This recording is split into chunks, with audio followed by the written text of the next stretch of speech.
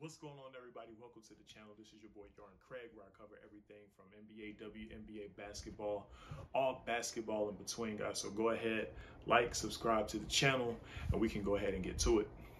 So I'm going to keep it a buck with you guys. I'm looking at this NBA Finals, and it's been a very interesting series. But to me, the biggest storyline is not even just the championship itself. It's Steph Curry's legacy. And a lot of people have always kind of brought up what I've kind of thought were demeaning questions of, can he be the best player on a championship team? Would they have really won a title if Kyrie and Kevin Love didn't get hurt? Would they have won those titles if KD didn't come along? Blah, blah, blah, blah, blah. You know, they really try to take away from a lot of things that he's accomplished. So that's why I think that this NBA Finals is very important to his legacy. He is one of those players, as good and as great as he is, he still does have something to prove, at least in my opinion. Is he one of the greats? Probably one of the best 20 players that ever have played the game? Absolutely. He's in that conversation. But can he actually increase his ranking somewhere within that with the NBA Finals win and a fourth title win? Absolutely. And this is why.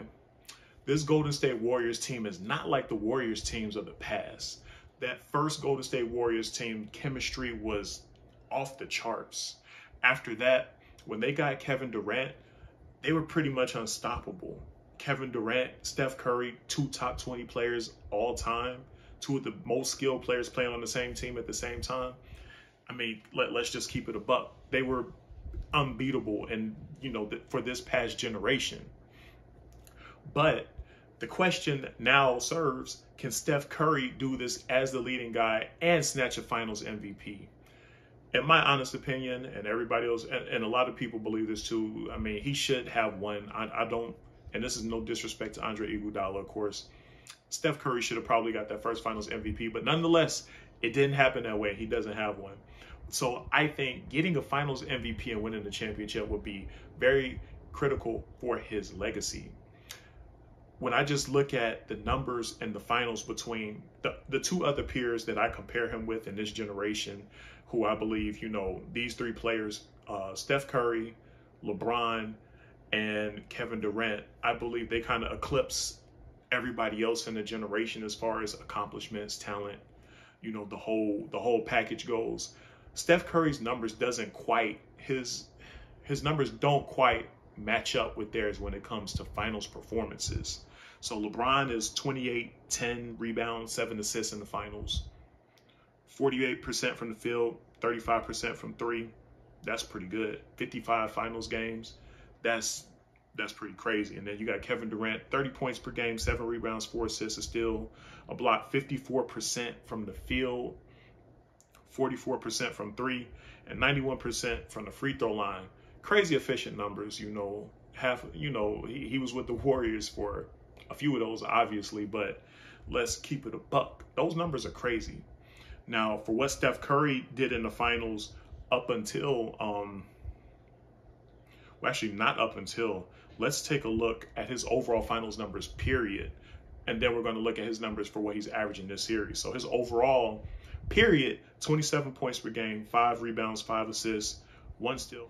43% from the field, 40% from three, and 3.7 turnovers per game. And he's 3-2 in the finals. KD is 2-2, LeBron's 4-6. If we're keeping it a buck, Steph's numbers don't quite match up.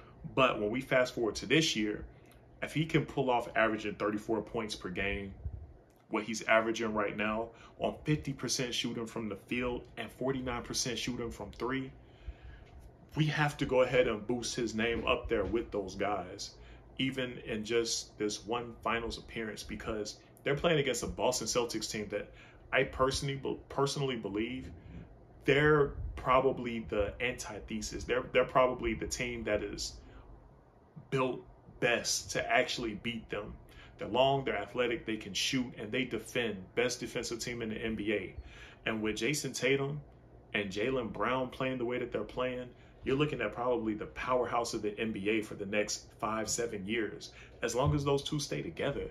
So I personally think that if Steph Curry can pull this off, And right now, he's unquestionably the best player on his team because Klay and Draymond they're both still very good players, but it's obvious neither one of them are athletically in their prime anymore.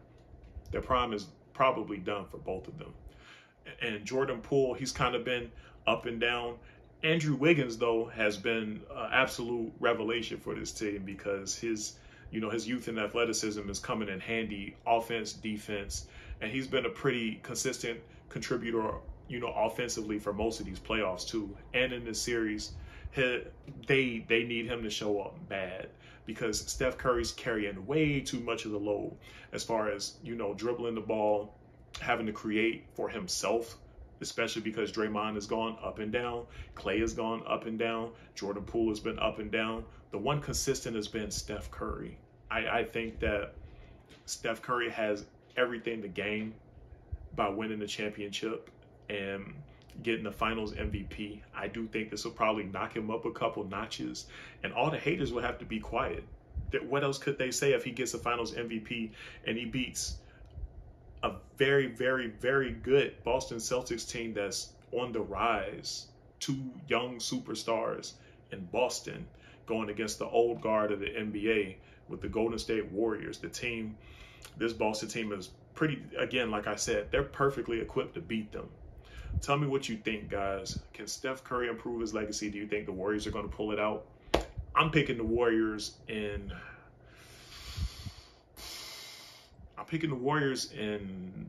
I'm going to say Warriors in 6. I just don't... Boston is just so up and down with their offensive game. One game they're hot, the next game they're off.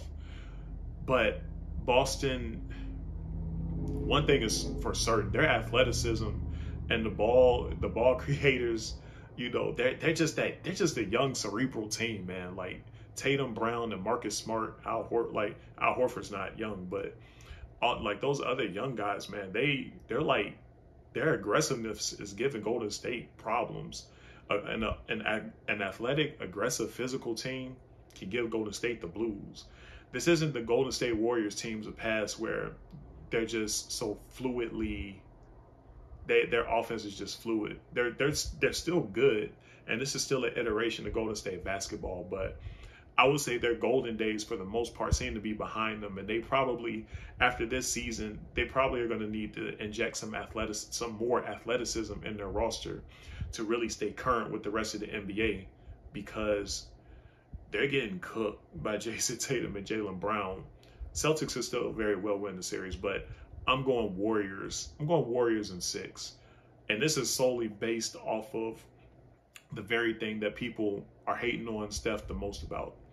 Can he actually get it done? I'm going to give him his props. I'm going to give it to him in advance. I think Steph's greatness is going to outweigh what Boston is doing on the floor, because he's having to work a lot harder, but heck, he's had a 43-point game.